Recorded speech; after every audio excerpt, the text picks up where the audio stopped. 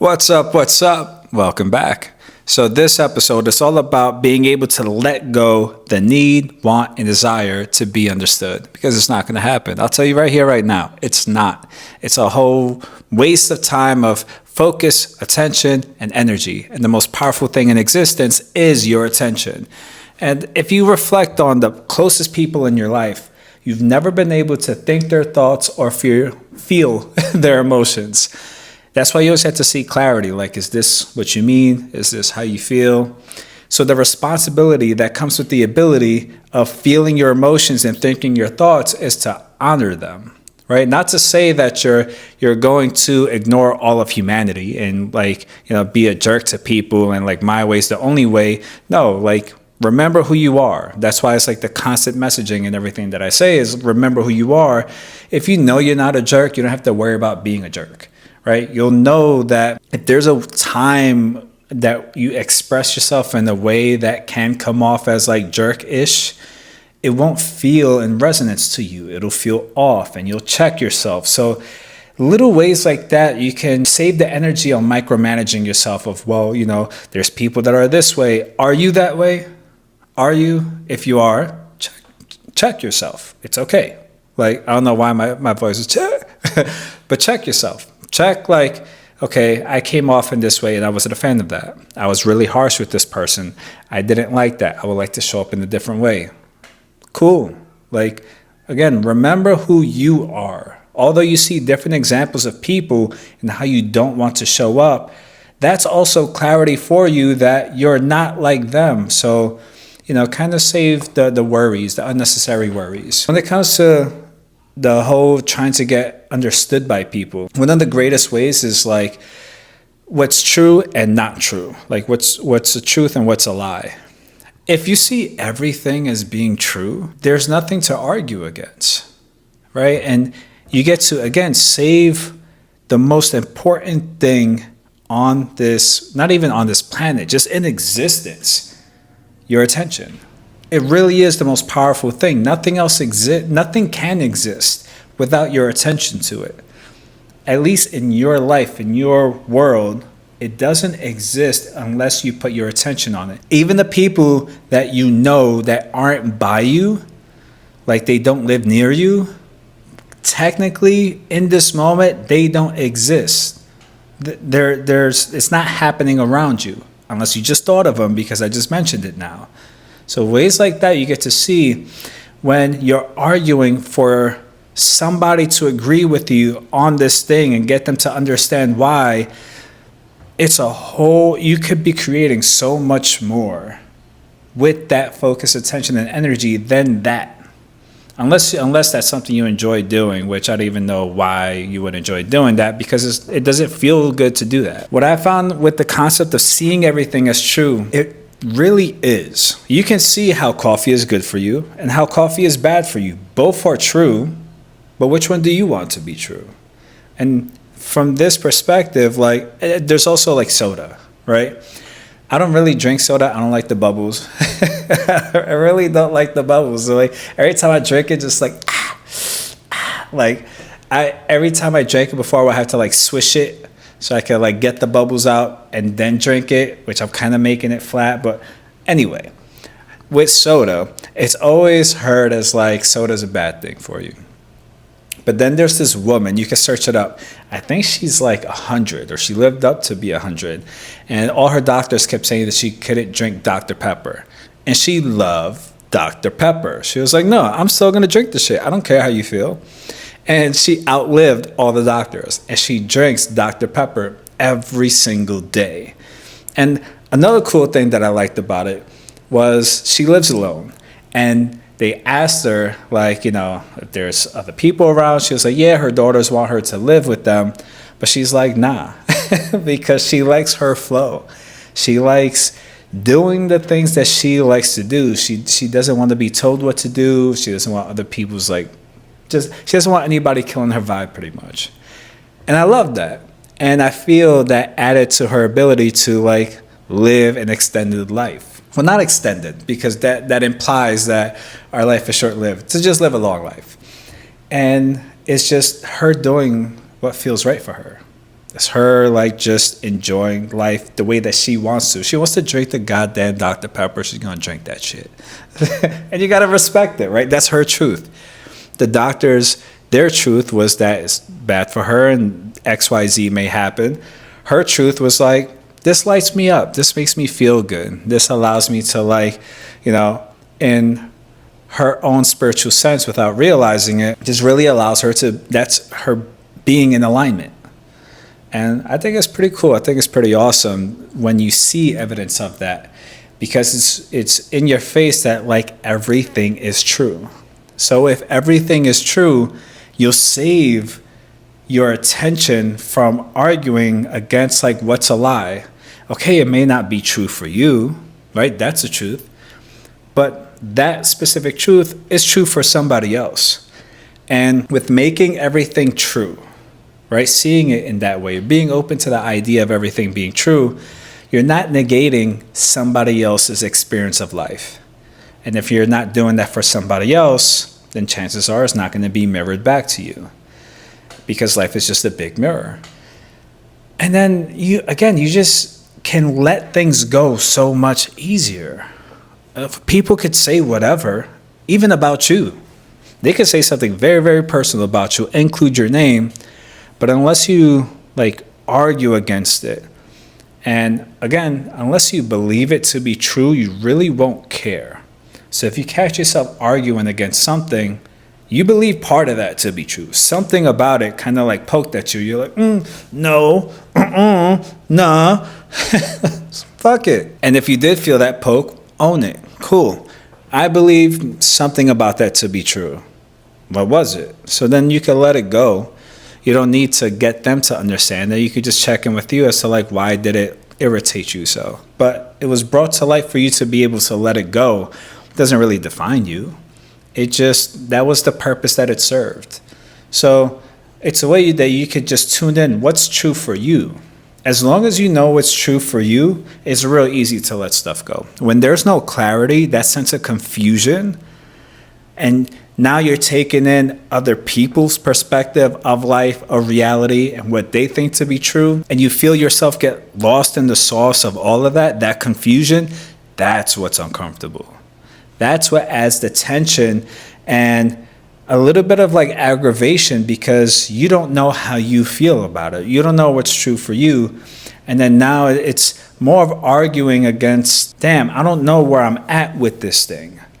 And in hearing things that you're not resonating with, that's not in alignment with you, because you don't have your own voice about it, it's feeling like you don't have your power of choice, and you're kind of forced to accept that as the truth. So where it's, okay, create some space. That's true for them. What's true for me? What do I know to be true about me? Another layer beyond it is the concept of like people being delusional before they become successful. They know what's true for them. What's true for them is this path is going to unfold. This is going to work out. That's my truth.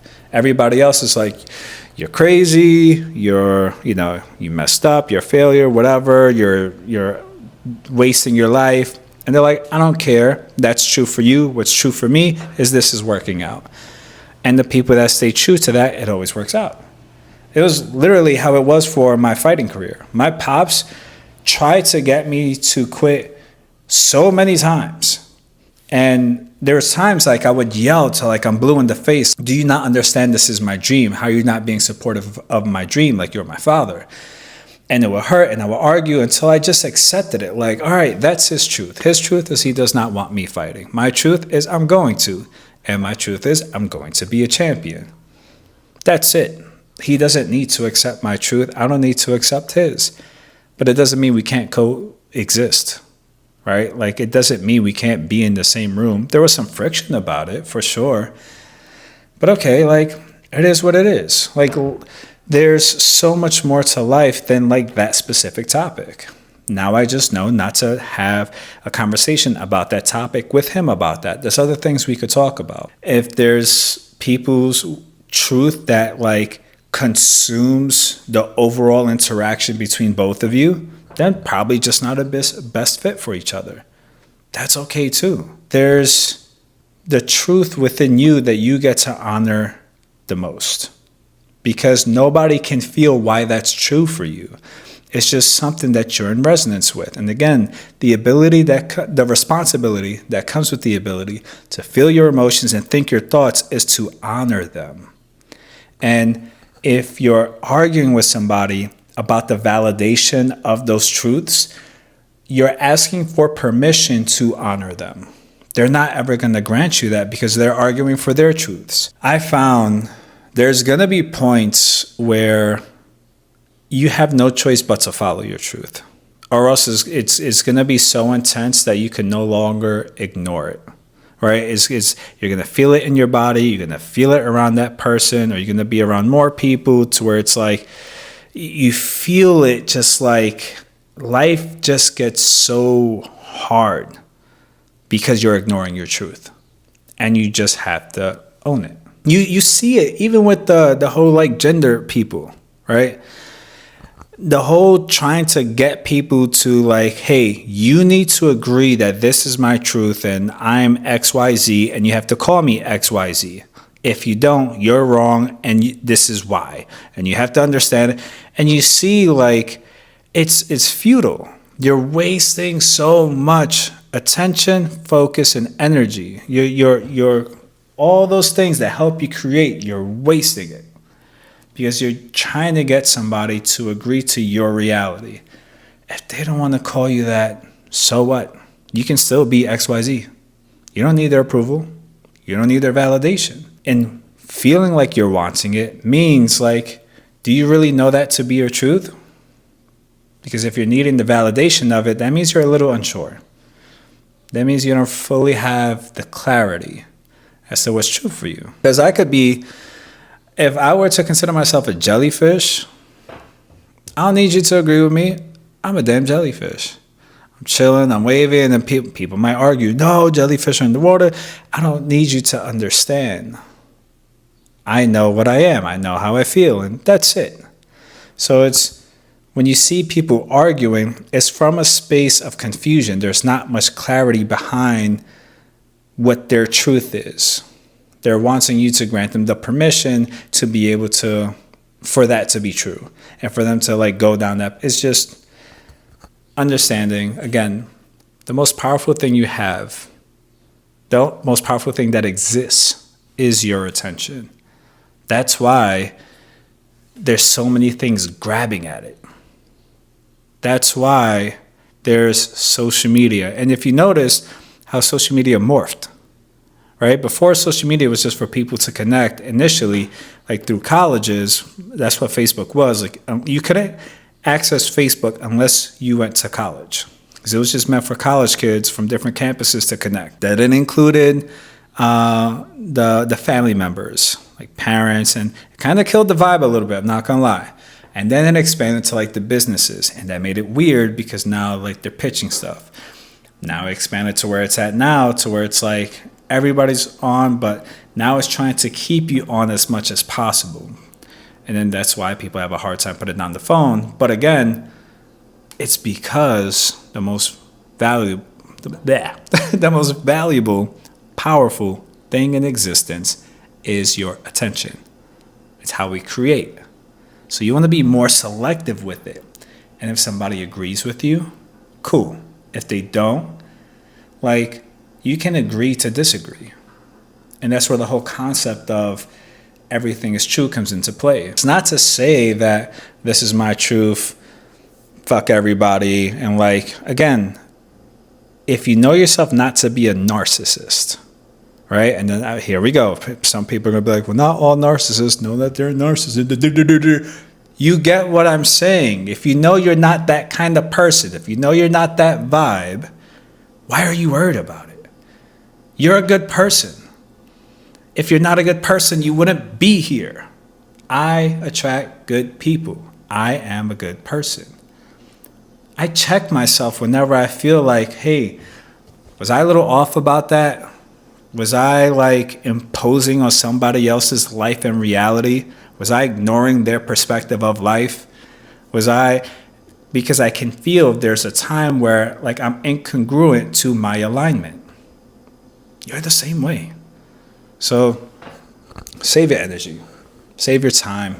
You're too valuable to just throw it around all willy-nilly. I'll help you reel that shit back in. All right, because you got too much great shit to be creating and bringing to life. You're phenomenal. What are you doing? I'll give you that tough love and bring you back. What are you doing? What are you doing? What are you doing? What are you doing? Create some awesome stuff, as you are. So, yeah, I wanted to make this short and sweet.